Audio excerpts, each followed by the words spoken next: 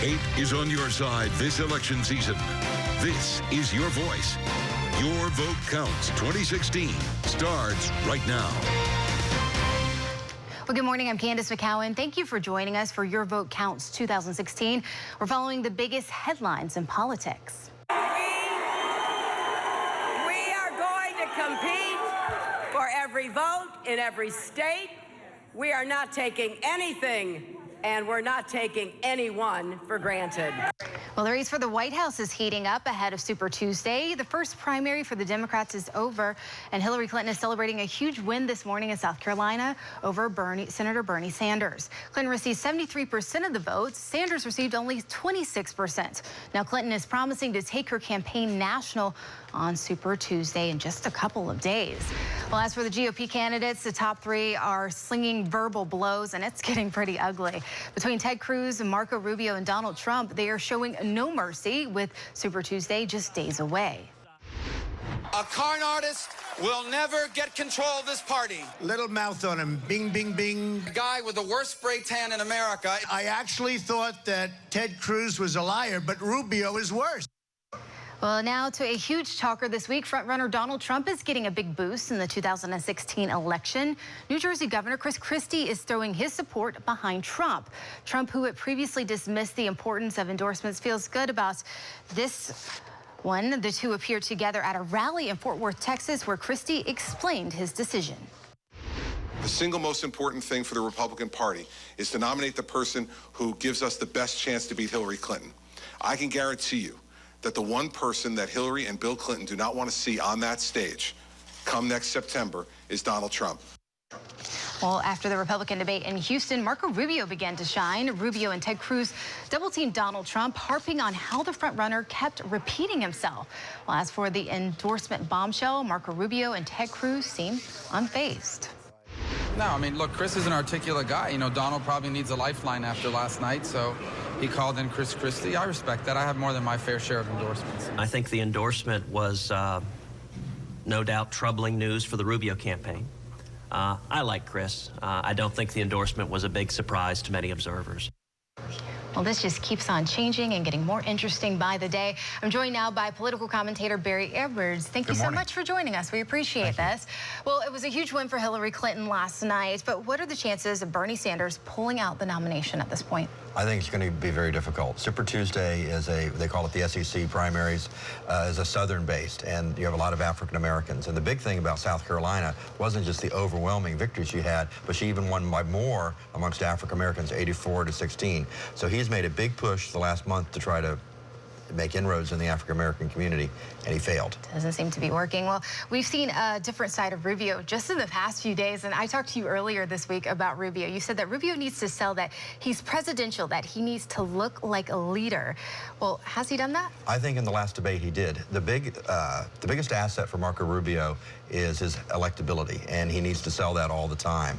And to get back to that endorsement by Chris Christie, Donald Trump took a battering for the first time really in any debate, and he needed to change the narrative, and he changed the narrative by getting Chris Christie to endorse him. And Chris Christie still wants to be relevant, which he isn't, and he endorsed. Endorsements usually don't matter. The last endorsement that really mattered in a presidential was when Teddy Kennedy endorsed Barack Obama, giving him the imprimatur of the Democratic establishment, and Zuckerberg endorsed Obama. Those were the last two that really mattered. All right, very interesting. That's a good perspective. Well, take a look at this tweet from Donald Trump just a few hours ago. He says the Republican establishment has been pushing for lightweight Senator Marco Rubio to say anything to, quote, hit Trump. I signed the pledge, be careful. This tells me that Rubio is getting under Trump's skin at this moment. What would happen to this race if Trump were to run as a third-party candidate? Well, if Trump runs as a third-party candidate, like with all third-party candidates, he'll lose. And most of his support is going to stay with the Republican Party. 80 to 85% of his voters are going to come back and stay with the Republican nominee, whoever that is, just as if Bernie Sanders left the Democratic Party and ran as a third party. The last time a third-party candidate won a state was George Wallace in 1968. Yeah, well, so that might be what the establishment Republicans want, is to see him run as a third-party candidate. Well, in the past couple of hours, what does it say for Chris Christie's endorsement? We talked about this a little bit. You said it doesn't mean much for Donald Trump, and we've seen tons of endorsements. We've seen Rubio get endorsements this week as well. We'll talk about one of those coming up. But does that matter now? Endorsements don't matter, Usually, if you look at the number of people who has the most endorsements, up until Jeb Bush dropped out, Jeb Bush was winning the endorsement primary. And if they had mattered, he would have been the front runner. Absolutely. And then now Marco Rubio is winning the endorsement primary, and he's not the front runner. So they really don't matter. And Chris Christie lost, so really that many people didn't care. And his donors are all going with Rubio. So all he did was make himself relevant for one more day. Very interesting. Barry Edwards, thank you so much for your perspective this Sunday morning. Thank you for joining us. Thank you. All right, well, with Jeb Bush out of the race, we've seen plenty of his former supporters, like Barry just talked about, now getting behind Senator Marco Rubio. Former Florida House Speaker Will Weatherford is the latest to make the jump from Bush to Rubio, announcing his Rubio endorsement on CNN. Well, I talked to him about the change. So Friday night, you announced that you are now endorsing Senator Rubio. You were before endorsing Governor Bush. Well, I'm a huge Governor Bush fan, and very sad to see him get out of the race. There's no question that he would have been a phenomenal president. I think very highly of the man. But he's out of the race now, and we have a very tough decision to make as a country, and that is who's going to lead the free world. And the Republican Party has an opportunity to pick a nominee that is uplifting, someone that has shown results, someone who led with great distinction right here in the state of Florida as the Speaker of the House, which I had the honor to serve with, and he was the Speaker, and that's Marco Rubio. And so I'm endorsing Marco Rubio because I believe he has a vision and the courage and the character to lead this country where it needs to go. When it comes to endorsements in Florida, Will Weatherford is one to have. We were there as he campaigned for Jeb Bush in early primary states. His support then didn't waver from Bush. When it comes down to the record of these two men, I cannot in good conscience say that Marco Rubio's record prepares him to be president more so than Jeb Bush. Has your perspective changed? What's your take on that now? Well, no, I mean, the difference between he and Jeb Bush was they had differences of background. I mean, Jeb Bush had been a governor. He's in his 60s. He's been in business for a long time. Senator Rubio's a fresh face. He's only 44 years old. But what he's been able to accomplish in 44 years is quite amazing. He's now served 6 years in the United States Senate. He's prepared to be the President of the United States, and I'm looking forward to supporting him to help him get there. Weatherford isn't alone. Several others who once supported Bush are now backing Rubio. He tells me he spent time working with Senator Rubio in the Florida House and tells me what most voters don't know about the Florida senator. You know, Marco has a unique sense of humor. He's actually extremely funny, and he doesn't take himself too serious.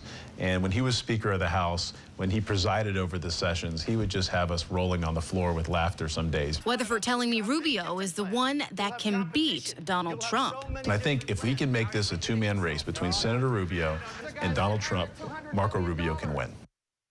Very interesting. Rubio is set to open a Miami campaign office this afternoon, while several other Florida legislators will appear on his behalf.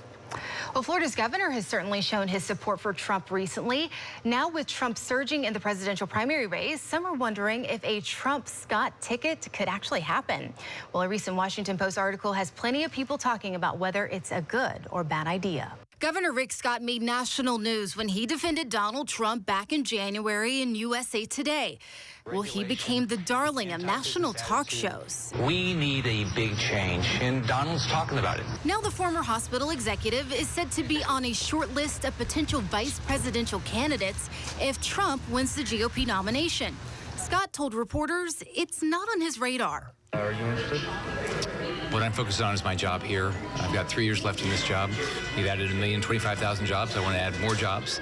But Trump supporter and state representative Larry Ahern thinks Scott would be a good choice. You look at the politics of Washington and you say, what's the biggest problem here? And I think it's the political insider game that's always being played. Super lobbyist Bill Rubin lobbied for Scott before he was governor and has known him longer than other Tallahassee insiders. They're both business people that are not connected to the political establishment in a year where the political establishment is clearly not the choice, in my opinion, in either party. It's an outside chance, but 2016 has been an unpredictable political year, and it doesn't appear to be getting any less unconventional.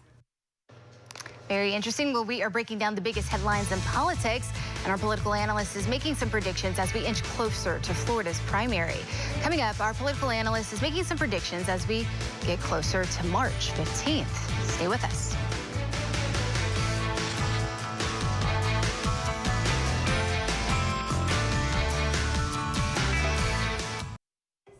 Good Good morning and welcome back. I'm Keith Cate along with Dr. Susan McManus from the University of South Florida. I want to get right to this reaction we're getting after the debate on Thursday night. Marco Rubio, obviously more aggressive. Do you think that's going to help him or hurt him going into Super Tuesday? I think it will help him a bit, particularly in states that are coming up, that had a chance to let this sink in, that he was regarded widely as doing much better than Cruz. I think people that now are narrowing down who they want to vote for, they want somebody that can win. He looks more like he can go up against Trump than any of the other ones. Apparently the establishment group is building behind Marco Rubio. He picked up a lot of endorsements, and yet Donald Trump picks up an endorsement from Chris Christie, whom a lot of people would say is part of the establishment. How important are endorsements and how big is this Chris Christie thing? Endorsements really aren't that important in a presidential election because people already have enough information to make up their own minds about a candidate. Endorsements matter most when people don't know much about a candidate or if it's some amendment on the ballot. But everybody knows who Donald Trump and Marco Rubio and Cruz are. They don't need a lot more information, and one endorsement isn't going to change things. Well, we know voting in Florida begins on March 15th, but frankly, it's already begun. We have absentee voting that's already 500,000 and counting. Who benefits from early voting? Well, all of the candidates are on the ballot, so people who voted super early may have voted for somebody that's no longer really in contention. Yeah, Jeb Bush could be doing well for all we know. Right, and that's one of the downsides of it. But it's normally the case that more and more people are voting by mail, and we'll see more people vote by mail and early than actually vote on Election Day. And Republicans more so than Democrats even, right? Right, but we're seeing record numbers of people interested. And when we look at party switchers, people who have changed from like no party affiliation to a party to be able to vote in these primaries, we see it pretty split. I think in Hillsborough County, slightly more no party affiliation changed to Democrat than Republican. But when you look at who's actually gained more, it's the Republicans. Polls on the Florida primary still have Donald Trump on top. I was looking at Quinnipiac. Donald Trump over Marco Rubio, 44% to 28%. The Associated Industries of Florida poll, which we both agree is one of the better polls, a little more scientific. Trump still leading Rubio 34 to 27%. Can Rubio win Florida? He can if all these other candidates that are still in there, people finally realize that that's not going to help get Rubio to the top. So I think what you're going to see is a lot more people migrate towards Rubio, and that's why his performance the other night in the debate probably helped him in a state like Florida and some of the other states with more diverse populations. Well, after Super Tuesday, if Ben Carson and John Kasich don't do well, do you think they will get out of the race, clearing an easier path for Rubio? Not Kasich, because Ohio's primary is the same day as Florida's, and he feels that he can win that one, and that's a state with a lot of delegates. Carson, who knows, but many people are pressuring him to get out, but he is committed. I don't think you'll see either of them drop out. We mentioned polls a moment ago. The Democrats poll actually shows Hillary Clinton easily ahead of Bernie Sanders, and she's doing well in the 45-plus category. I think the polls show her 59% over Bernie Sanders, 33%. He does better with 18 to 44. But at this point, do you think it's a slam dunk in Florida for Hillary Clinton? I think it's going to be hard for Bernie Sanders to beat her here because the predominance of people who will be voting in that primary will be older, and they'll be older women. There are 10% more women among Democrats in Florida than men, and a lot of those women who will vote in that primary are over 45, and they're definitely going to vote for Hillary. Well, Florida's going to be in the spotlight next month. On March 9th, you have the next Democratic debate. Then the very next day, you have the Republican debate on March 10th. How important are those final debates going to be? Is it really going to decide who's going to be the nominee? It will help in terms of who eventually wins the nomination, in terms of national exposure and how people feel about them heading into the conventions at some point. But for Floridians, yes, for those who haven't made up their minds and will actually vote on Election Day, those debates are important. We're seeing throughout this whole season that about 2/3 of the people who end up voting in the primary say that the debates were very important in helping them make up their minds who to vote for. Well, they're certainly entertaining. I've given that, especially after watching last Thursday's debate. Dr. Susan McManus, as always, we appreciate you giving us your insight. We're going to take a commercial break. I'm Keith Cate. Back after this. Well, closing one of the world's most infamous military prisons, President Obama wants the detention center at Guantanamo Bay emptied out for good by the time he leaves office. Well, on the heels of the president's announcement of a plan to close Gitmo, a Zephyr Hills couple is sharing their own experience there. It was before war criminals called it home, and they told Arjim Ramirez that they hope it looks that way again someday. Yeah, she was in the Navy, he was a contractor, and they found love in a place where so many others have found nothing but violence. I had heard horror stories. When the Navy assigned Zulema Roach to Guantanamo, she feared the violence stemming from the detention of Haitian refugees. They were gone by the time she arrived, but her now husband, Ron Roach, witnessed it. Some guy was sitting in was hiding in his trunk, in his back seat. Guy got in the car, and cut his neck.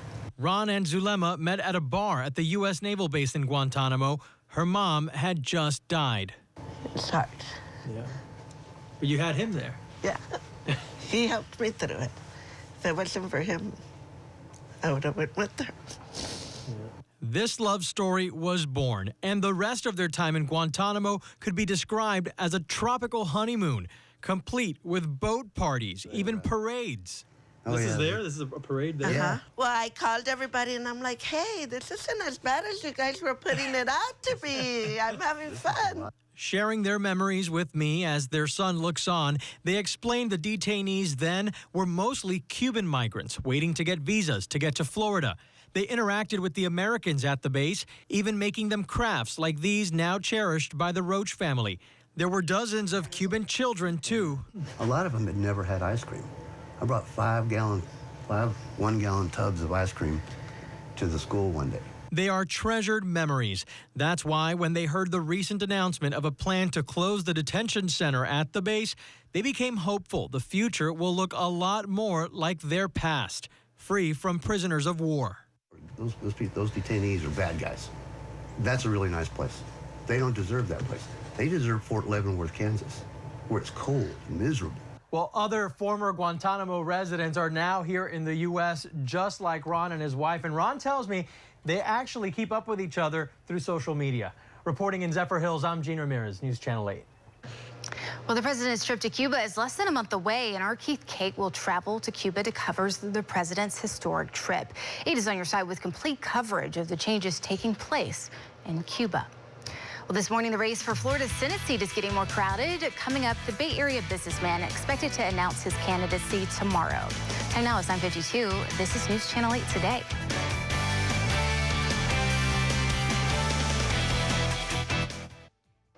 Well, another candidate has thrown his hat in the ring for U.S. Senate. Manatee County businessman Carlos Baruf is the latest Republican to join the field of those running for that Senate seat. Baruf will tour tomorrow to announce his candidacy, including a stop in Sarasota. He joins a half a dozen other Republicans and a slew of Democrats that are vying for that job. Well, don't forget, Florida's presidential primary is coming up on March 15th, and there's been a last-minute jump in the number of party-affiliated registered voters. According to the state's Division of Elections, more than 12 million people are eligible to vote in the upcoming primary. In the 2012 presidential race, 11.9 million voters were eligible. So Florida is a closed primary state, meaning that only those registered as Republicans and Democrats can vote in the presidential primary election. And early voting is already underway with about 500,000 votes already cast. We have more information about Florida's primary on March 15th at WFLA.com. Let's get a final look at our forecast from Mark Collins. Well, I know you're going to be looking for some manatees today. Yeah, absolutely. Great weather to do it. Definitely. Great weather to be out riding your bike as well. When we look at the numbers, we're quickly warming up here, and later this afternoon, we're going to shoot for highs up around 70 degrees, but we've got a ways to go. Right now, it's just 61 degrees in Tampa. But if you miss out on today's action, maybe you got some chores to do. Hey, there's always tomorrow, right? And it looks like a string of back-to-back 70-degree-plus days to get you through the week. The only real changes, a little cloudier and some scattered showers later in the week. I hope I can put up the coat and only keep out the jackets for I like to put that coat away for good. All right, Mark, thank you very much. And thank you for joining us this morning. Meet the Press is next. Our next newscast is at 6. Have a great one.